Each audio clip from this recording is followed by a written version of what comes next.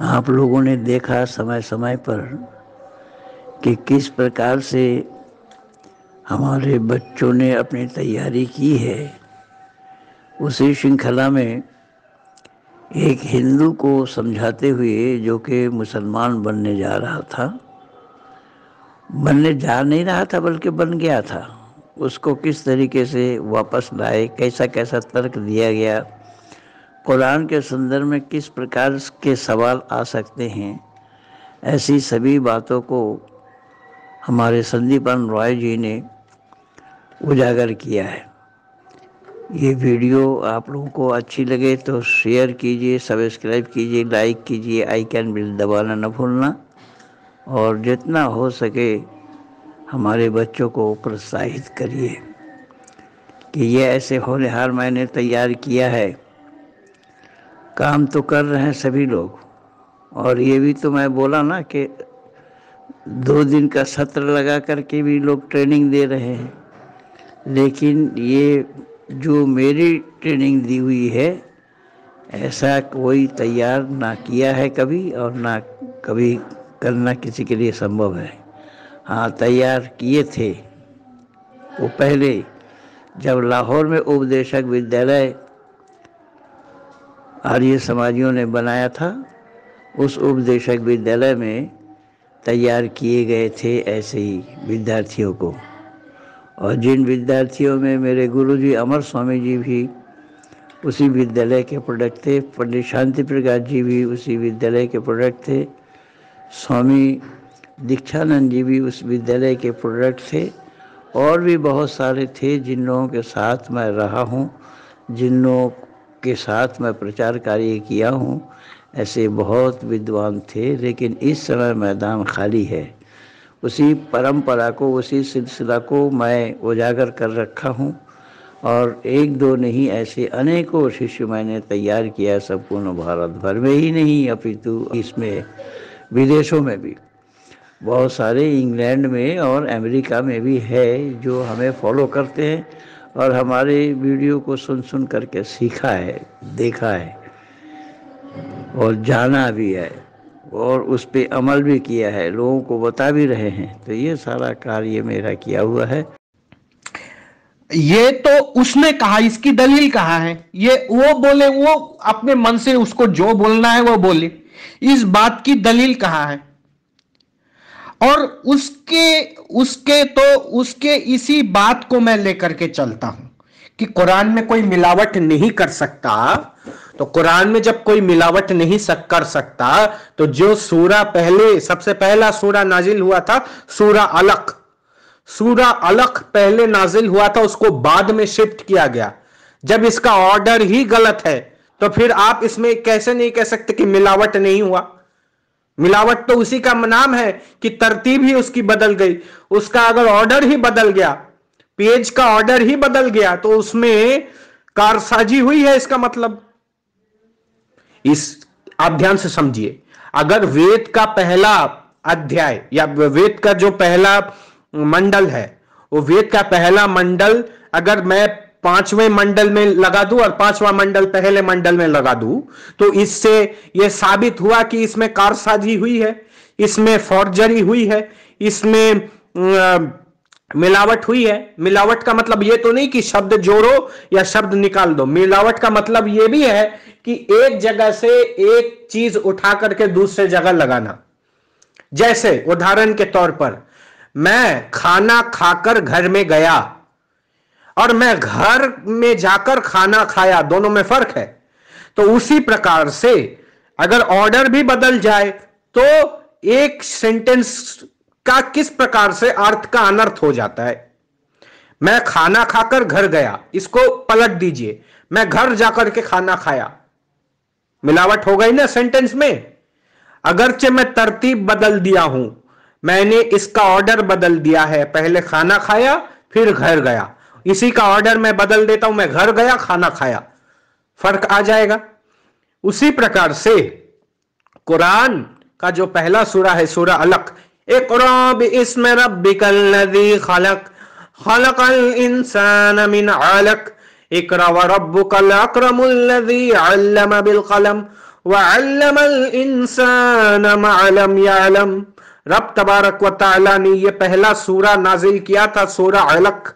सूरा अलक आज के कुरान में पहला सूरा नहीं है, सूरा फातिहा पहला सूरा है, जो कि रेगुलेशन ऑर्डर ऑफ कुरान में सूरा फातिहा 5वां नंबर का सूरा है।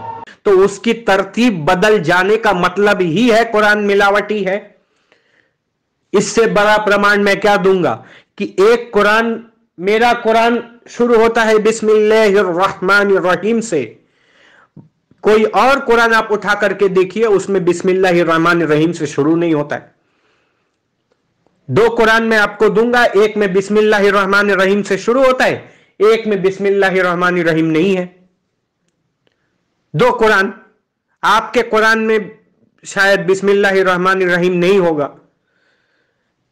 तो कहने का तात्पर्य मेरा यह है कि इसमें मिलावट है, इसमें मिलावट है। वो भी सामने आएंगे तो धता बता दिया जाएगा। इस पर ही डिबेट करते हैं कि कुरान में मिलावट है कि नहीं, इसी पर डिबेट करते हैं। और मैं वेद से सिद्ध करूंगा कि वेद में एक भी हुर्फ, चाहे हिंदुओं का वेद हो, चाहे मुसलमानों का, मुसलमान खाने में जो वेद छपता है, जो हरफ प्रकाशनी का वेद हो, दुनिया के किसी भी मुल्क में चले जाइए, वेद का एक ही नुस्खा मौजूद है। चाहे ऋग्वेद का एक ही नुस्खा, वो भारत में भी हो या बर्तानिया में हो या अरब कंट्री में हो, वेद जहां यहां से शुरू होता है, हिंदुओं के प्रकाशनी में भी वेद वहीं से शुरू होता है।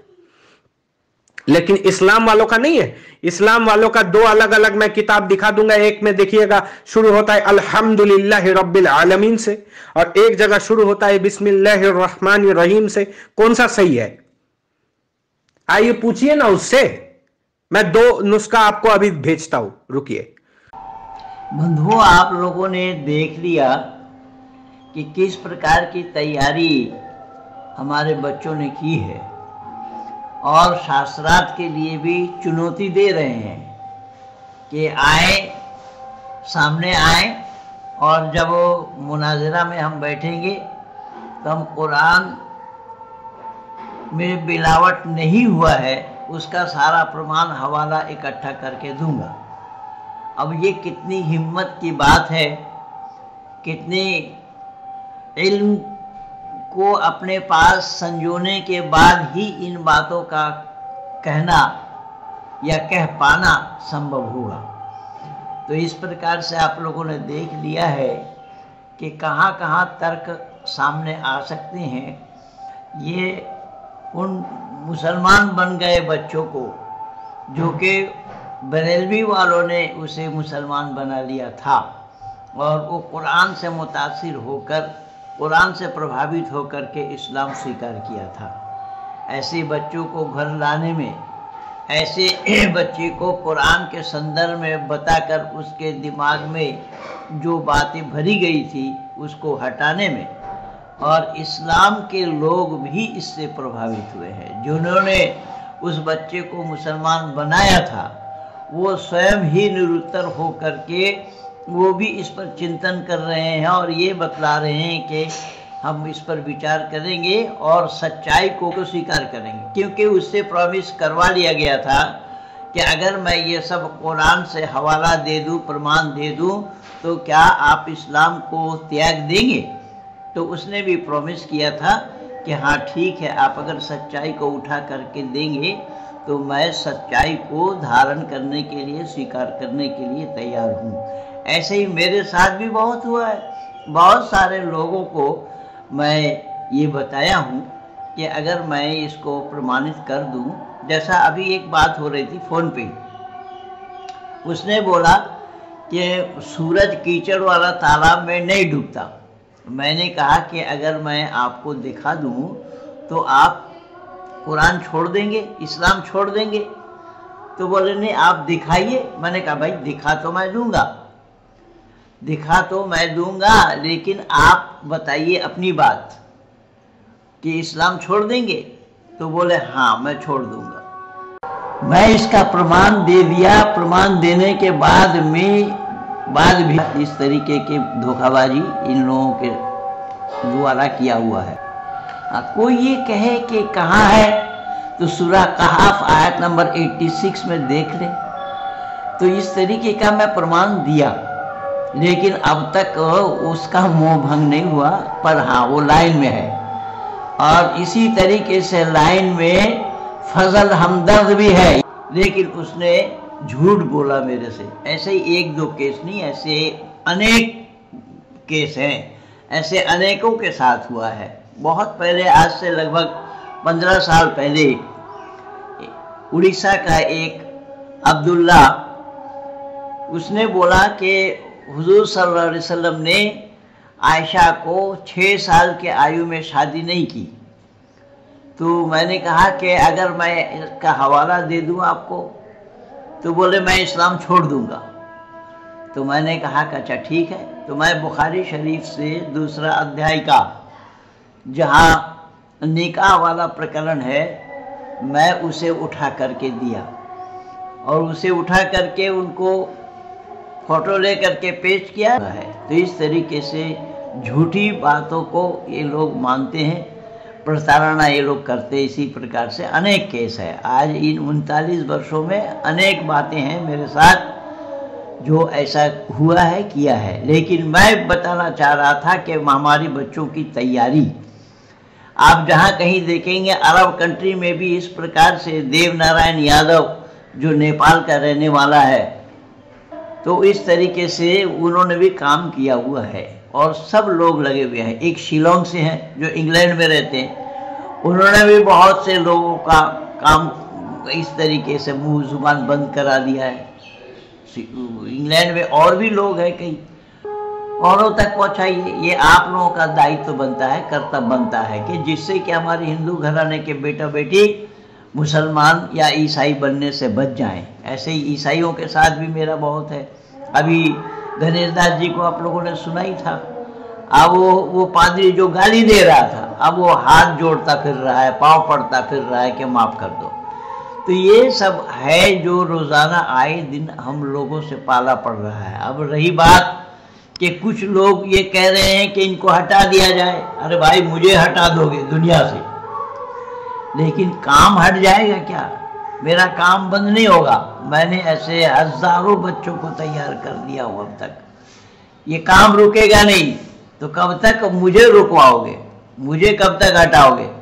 मुझे हटाने से पहले इन सिस्टम को हटाना पड़ेगा, जो सिस्टम मैं बना करके दिया हूँ। तो बंधुओं, ये आप लोगों पर जिम्मेदारी है कि आप लोग ज़्यादा से ज़्यादा इसका प्रचार और प्रसार कीजिए। अपने घर के बेटा बेटी को ईसाई मुसलमान बन से बचाइए, जो इस तरीके से प्रचार कार्य कर रहे हैं।